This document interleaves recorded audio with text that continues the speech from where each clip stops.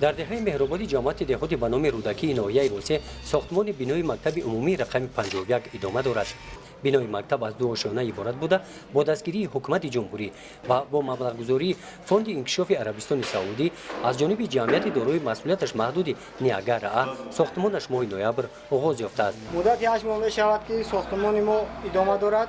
ما علاقه 80% انشاءات را و اتمام رساندیم و در نزد خود نیت گذاشتیم که تا جشن 25 سالگی استقلالیت انشاءات را به استفاده دهیم. در ساختمان بینای مکتب 40 نفر ساکنان دهه مهرآباد و کارجو کرده شدند. بین کارفرما و کارگران شرطنامه طرفین بسته شده است. برای پیشروی کار ساختمان از جانب کارفرما شرایط‌های مهنت مهیا کرده شدند.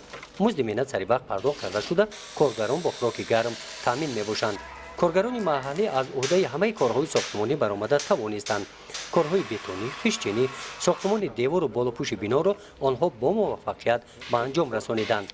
ما 5 نفر در یک بریگاد کار میکنیم. 3 ماه شد این جانب در کارهای درونی را به انجام رسانده، شکتور و اندوه ها را بود کرده، کارهای درونی را بود کردیم و حالا باشد با بیرون مکتب برآمده و بتون شوریده تیار کرده راه طلبه‌گر را تیار نموده ایستاده ایم.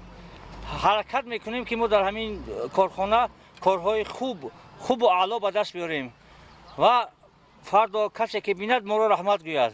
در بینای پیشینه مکتب رقم 51 صنفخانه ها نمی رسیدند. اکنون بینای نوی این مکتب 351 نفر خوانندگان را در یک بست و تحصیل فرا گرفته. در این مکتب این مشکلات از بین می رود. گزارش خواجه نظریف خدای نظر زغروف از ناحیه واسع برای برنامه اطلاعاتی نوید.